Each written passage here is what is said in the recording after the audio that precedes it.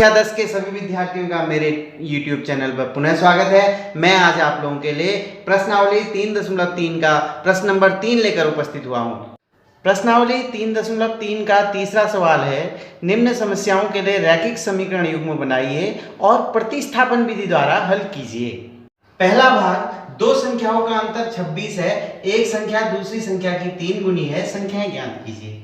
यहाँ पर दो संख्याएं हैं, दो संख्याओं को हम चर राशि मान लेंगे। माना एक संख्या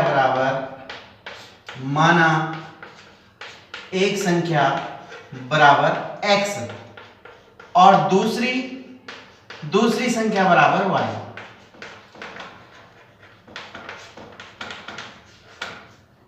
पहली बात तो यह है कि दोनों संख्याओं का अंतर 26 है। दोनों संख्याओं का अंतर अर्थात x में से y को घटा लीजिए, ये कितना आएगा 26। पहली समीकरण बन गई, x ऋण y बराबर 26। दूसरी कंडीशन कहती है कि एक संख्या दूसरी की 3 गुनी है। जो x बड़ी वाली संख्या है वो दूसरी की 3 गुनी है, अर्थात 3 गुना y, अर्थात x ऋण 3y बराबर 0। ये दूसरी समीकरण प्राप्त होगी। अब इनको हल करना है प्रतिस्थापन विधि द्वारा। समीकरण 1 से देखते हैं। समीकरण 1 से x ऋण y बराबर 26, तो x को y के पदों में लिख लेते हैं। x बराबर हो जाएगा 26 धन y। अब इस x का मान दूसरी समीकरण की में x की जगह पर प्रतिस्थापित कर देते हैं। x का मान समीकरण 2 में प्रतिस्थापित करने पर प्रतिस्थापित कर दीजिए। x की जगह रख देंगे हम 26 धन y ऋण 3y बराबर 0। 26 ऋण 3y, ये x ऋण 3y है, 26 धन y ऋण 3y, तो ये हो गया 26 ऋण 2y बराबर 0। तो ऋण 2y बराबर 26, ऋण 26 हो गया, अतः y बराबर हो जाएगा 26/2। यहाँ ऋण यहाँ भी है, यहाँ भी है, अर्थात 13। दूसरी संख्या आ गई 13। अब पहली संख्या के मान को x में रखने पर x बराबर है 26 धन y, तो x बराबर हो जाएगा 26 धन 13, अर्थात 9 और 39। तो संख्याएं क्या क्या होंगी? संख्याएं हुई, पहली संख्या x बराबर आ गई 39, दूसरी संख्या y बराबर आ गई 13। अब देखिए दोनों को आप घटाएंगे तो 26 आएगा और पहली संख्या दूसरी की 3 गुनी है, 13 या 39। दूसरा पार्ट, दो संपूरक कोणों में बड़ा कोण छोटे से 18 अंश अधिक है, उन्हें ज्ञात कीजिए। दो संपूरक कोण है, हम मान लेते हैं दोनों संपूरक कोणों को चर मान लेते हैं, एक x है और दूसरा y है। तो पहले देखना है कि संपूरक कोण है दो कोण, तो उन दोनों का योग कितना होगा? संपूरक कोणों का योग होता है 180 अंश। पहली समीकरण मिल गई हमको, 180 x धन y बराबर 180 अंश। और बड़ा कोण छोटे से 18 अंश अधिक है। x जो है हमने बड़ा कोण मान रखा है, x बराबर y से 18 अधिक, तो y को इधर भेज देंगे, x ऋण y बराबर 18। ये दूसरी समीकरण मिल गई। अब हमें प्रतिस्थापन विधि से हल करना है। चाहे आप पहली समीकरण से x को y के पदों में लिख लो या दूसरी से लिख लो। पहले से ही लिखते हैं, समीकरण 1 से x को y के पदों में लिखते हैं, x बराबर 180 अंश ऋण y। ठीक है, इसका मान समीकरण 2 में प्रतिस्थापित कर देते हैं। इस x की जगह ये 180 ऋण y लिख देंगे। समीकरण 2 में मान रखते हैं, x की जगह रख देंगे 180 ऋण y, ये x हो गया, ऋण y बराबर 18 अंश। ठीक है ना, x ऋण y बराबर 18 अंश था, तो x की जगह हमने रख दिया 180 ऋण y। कहां से आया? पहली वाली समीकरण से। तो अब देखिए इसको, 180 ऋण 2y बराबर 18, तो ऋण 2y बराबर हो जाएगा 18 ऋण 180, अर्थात 10 में से 8 गया 2 और 7 162 अंश। ऋण 162 अंश। यहाँ भी ऋण है, यहाँ भी ऋण है, कैंसिल हो गया। y बराबर हो जाएगा 162 बट्टे 2, 2 8 16, 2 1 2। तो y का मान आ गया 81, y का मान। अब x का मान निकालना है, x हमने निकाला है, x बराबर 180 ऋण y, अर्थात 180 में से 81 घटा देंगे, कितना आएगा 9 और 99। तो अब देखिए, अब इन दोनों का योग कितना होना चाहिए, 180 अंश होना चाहिए, क्योंकि समपूरक कोण है 9 1 10, 9 8 17 और 1 18। तो दोनों कोण आगे 81 अंश और 99 अंश।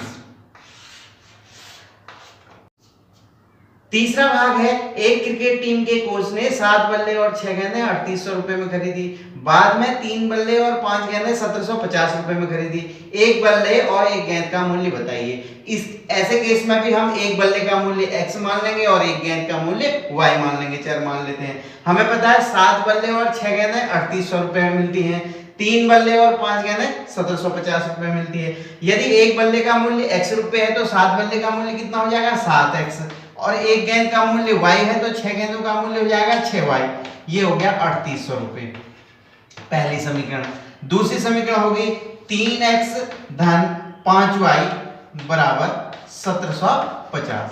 ये हमें दो समीकरण प्राप्त। दोनों समीकरणों को प्रतिस्थापन विधि द्वारा हल करना है। पहली समीकरण से x को y के पदों में लिख लेते हैं। समीकरण 1 से 7x का मान निकाल लेते हैं। 7x बराबर हो जाएगा 6y का पक्षांतर कर दोगे 3800 ऋण 6y, तो x का मान हो जाएगा 3800 ऋण 6y। ये 7 के ये x के गुणांक से भाग हो जाएगा। x का मान दूसरी समीकरण में रख देंगे, 3 गुणा 3800 ऋण 6y बट्टे 7 धन 5y बराबर 1750। 3 से अंदर गुणा कर देंगे, 3 से 3800 को गुणा करेंगे तो 11400 आ जाएगा। 3 6 18y आ जाएगा बट्टे 7 धन 5y बराबर 1750।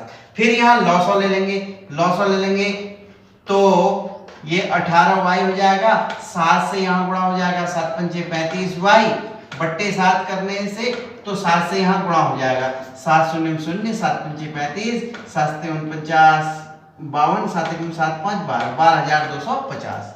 तो ये हो जाएगा 11400 धन 17y बराबर 12250।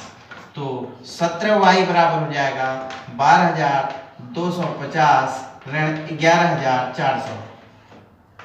17y बराबर 0 5, 12 में से 8 गया 4, 12 में से 8 गया 4।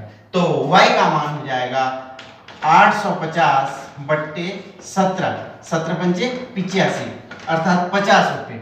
y का मान आ गया 50 रुपए। अब y के मान को यहाँ पर रख देते हैं 3800 ऋण 6y बट्टे 7, तो x बराबर हो जाएगा 3800 ऋण 6 गुणा 50 बट्टे 7 अर्थात x बराबर 3800, 6 पंचे 30, 300 बट्टे 7 अर्थात x बराबर 3800 3500 हो गया, 3500 बट्टे 7 अर्थात 500 रुपए। तो x आ गया 500 रुपए, x बराबर 500 रुपए और y बराबर 50 रुपए। अर्थात गेंद बल्ले का मूल्य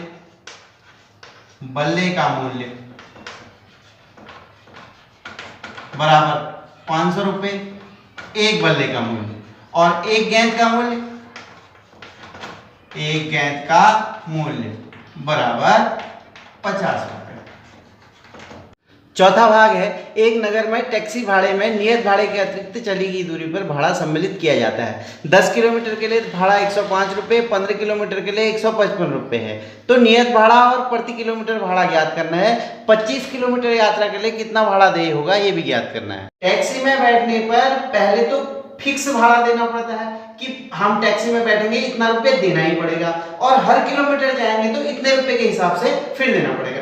अगर मान लीजिए कि हम टैक्सी में बैठने पर x रुपए तो देते ही देते हैं, और फिर हर किलोमीटर जाते हैं तो y रुपए देते रहते हैं। 1 किलोमीटर का y रुपए, 2 किलोमीटर का 2y रुपए, 3 किलोमीटर का 3y रुपए। इस प्रकार से 10 किलोमीटर के लिए भाड़ा हो जाएगा x रुपए तो हमको देना ही है और 10 किलोमीटर का y रुपए के हिसाब से 10y हो गया, और 15 किलोमीटर के लिए हो गया x रुपए तो देना ही देना है, नियत है वो, और 15 किलोमीटर के लिए 15y हो गया।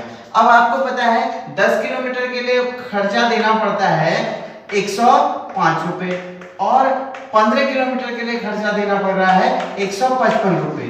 तो दो समीकरण बन गई, x धन 10y बराबर 105 और x धन 15y बराबर 155। पहले समीकरण से x का मान निकालेंगे, x बराबर 105 ऋण 10y, फिर x के मान को समीकरण 2 में रख लेंगे, x की जगह पर प्रतिस्थापित कर दिया 105 ऋण 10y धन 15y बराबर 155। तो ये हो जाएगा 105 धन 5y बराबर 155।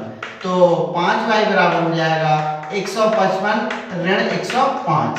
तो 5y बराबर हो जाएगा 50 और y का मान आ गया 50/5 अर्थात 10 रुपए। 10 रुपए पर किलोमीटर के हिसाब से लेना है।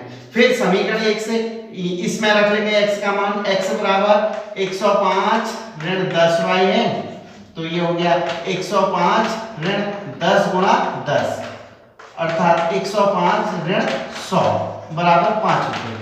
5 रुपए नियत भाड़ा हो गया, नियत भाड़ा बराबर 5 रुपए। 5 रुपए तो देना ही देना है और प्रति किलोमीटर भाड़ा हो गया, प्रति किलोमीटर भाड़ा हो गया y रुपए अर्थात y हमारा निकला 10 रुपए। प्रति किलोमीटर 10 रुपए के हिसाब से देना है। 25 किलोमीटर के लिए भाड़ा, 25 किलोमीटर के लिए 5 रुपए तो देना ही देना है, फिर 25 किलोमीटर का 10 रुपए के हिसाब से, तो 5 रुपए हो गया और 250 रुपए हो गया, तो 255 रुपए देना पड़ेगा 25 किलोमीटर के लिए। पांचवा है एक भिन्न के अंश और हर में 2 जोड़ दिया जाए तो भिन्न 9/11 हो जाती है। यदि अंश और हर में 3 जोड़ दिया जाए तो भिन्न 5/6 हो जाती है। भिन्न ज्ञात कीजिए। ऐसे केस में हम भिन्न को x/y मान लेंगे, माना अंश बराबर x और हर बराबर y। तो हम दोनों में अंश और हर में 2 जोड़ रहे हैं। पहली कंडीशन हमको बताती है कि दोनों में 2 जोड़ दिया जाए, x में भी 2 जोड़ रहे हैं और y में भी 2 जोड़ रहे हैं, तो ये हमें प्राप्त हो जाती है 9/11। ठीक है, तो हम इसको क्रॉस मल्टीप्लिकेशन कर देंगे, तिरछा गुणा 11 से यहाँ गुणा कर दीजिए, 11x धन 11 दूना 22 बराबर 9y धन 9 दूना 18। तो यहाँ से पहली समीकरण हो जाएगी 11x ऋण 9y बराबर 18 ऋण 22। तो ये हो गया 11x ऋण 9y बराबर ऋण 4। पहली समीकरण मिल गई। अब दूसरी कंडीशन में है कि अंश और हर में 3 जोड़ रहे हैं, अंश में भी 3 जोड़ रहे हैं और हर में भी 3 जोड़ रहे हैं, तो हमें भिन्न प्राप्त होती है 5/6। इसको सरल कर लेंगे तो दूसरी समीकरण मिलेगी। 6 से यहाँ गुणा करिए, 6x धन 18 बराबर 5y धन 15। तो 6x ऋण 5y बराबर 15 ऋण 18। ये हो गया 6x ऋण 5y बराबर ऋण 3। दूसरी समीकरण प्राप्त होगी। अब इन दोनों समीकरणों को प्रतिस्थापन द्वारा, पहली समीकरण से x का मान y के पदों में रखते हैं। 11x बराबर 4 धन 9y, 4 धन 9y समीकरण 1 से, तो x का मान हो जाएगा 4 धन 9y/11। अब इस मान को x की जगह प्रतिस्थापित करते हैं समीकरण 2 में। समीकरण 2 में x का मान रखने पर यहां पर है 6x, 6 गुणा 4 धन 9y/11। ठीक है, ऋण 5y बराबर ऋण 3 बराबर ऋण 3। यहां पर ऋण 4 है। अब हम गुणा कर देंगे, 6 चक्को 24 ऋण 24, 6 नाम 54, 54y/11 ऋण 5y बराबर ऋण 3। लॉस ले लीजिए, यहां पर सरल कर लीजिए, ऋण 24 धन 54y, 11 से यहां गुणा हो जाएगा, ऋण 55y बराबर 11 33 ऋण 33। तो ये हो गया ऋण y, 24 को उधर भेज दीजिए, तो ऋण y बराबर हो जाएगा ऋण 9 अर्थात y का मान आ गया 9। y का मान 9। अब y के मान को इसमें रख दीजिए, x बराबर है -4 धन 9y बटे 11 बराबर -4 धन 9 गुणा 9 बटे 11 बराबर -4 धन 9 9 में 81 बटे 11 बराबर x बराबर हो जाएगा 77 बटे 11 अर्थात 7। x बराबर 7 हो गया। x बराबर 7, y बराबर 9। x बराबर 7 और y बराबर 9। तो भिन्न क्या हो गई? भिन्न है x बट्टे y अर्थात 7 बट्टे 9। जो हमारी भिन्न होगी वो होगी। छठा प्रश्न है, 5 वर्ष बाद जैकब की आयु पुत्र की आयु की 3 गुनी हो जाएगी। 5 वर्ष पूर्व जैकब की आयु पुत्र की आयु की 7 गुनी थी। उनकी वर्तमान आयु क्या है? ऐसे में हम जैकब की आयु बराबर x वर्ष, वर्तमान आयु बराबर x वर्ष और पुत्र की वर्तमान आयु बराबर y वर्ष मान लेंगे। माना जैकब अभी वर्तमान में x वर्ष का है और पुत्र अभी वर्तमान में y वर्ष का है। 5 वर्ष पूर्व कितने का हो जाएगा और 5 वर्ष बाद कितने का होगा? जैकब 5 वर्ष बाद हो जाएगा, अभी x वर्ष का है तो 5 वर्ष बाद x धन 5 वर्ष का हो जाएगा। उसका पुत्र अभी y वर्ष का है तो 5 वर्ष बाद y धन 5 का हो जाएगा। 5 वर्ष पहले जैकब की आयु थी x ऋण 5 वर्ष। क्यों? वर्तमान में उसकी आयु x वर्ष है तो 5 वर्ष पूर्व 5 कम होगी ना, x ऋण 5 वर्ष होगी। 5 वर्ष पूर्व उनके पुत्र की आयु होगी y ऋण 5 वर्ष। पहली शर्त पे आइए, 5 वर्ष बाद जैकब की आयु पुत्र की आयु की 3 गुनी है। 5 वर्ष बाद जैकब x धन 5 वर्ष के थे, उनका बेटा उनका पुत्र y धन 5 वर्ष का है। अपने पुत्र के आयु के 3 गुने हो जाएंगे, y धन 5 का 3 गुना हो जाएगा x धन 5। यहां से समीकरण नंबर 1 आएगी, x धन 5 बराबर 3y धन 15।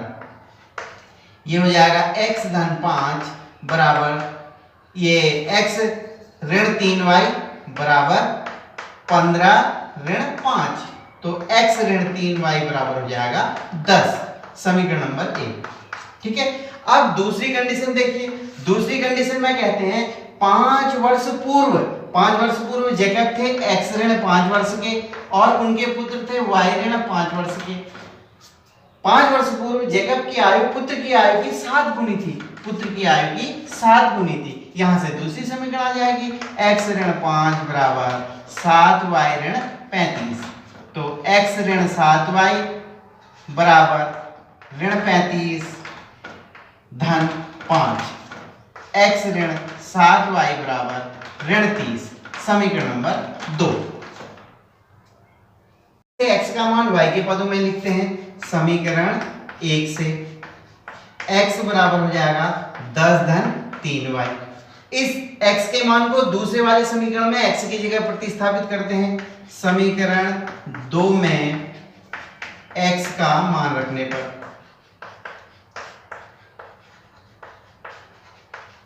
समीकरण 2 में x की जगह रख देंगे 10 धन 3y ऋण 7y बराबर ऋण 30। ये हो जाएगा 10 ऋण 4y बराबर ऋण 30। यहां से आ गया ऋण 4y बराबर ऋण 30 ऋण 10 ऋण 4y बराबर ऋण 40। दोनों तरफ ऋण है, कैंसिल हो गया। y बराबर 40 बट्टे 4 बराबर 10 अर्थात y का मान आ गया 10। x का मान यहां से निकाल दीजिए, x बराबर 10 धन 3y, ये 10 धन 3 गुणा 10 अर्थात 10 धन 30 बराबर 40। x आ गया 40 अर्थात x माने जैकब की वर्तमान आयु, जैकब की वर्तमान आयु बराबर x थी तो ये हो गया 40 वर्ष जैकब। पुत्र की वर्तमान आयु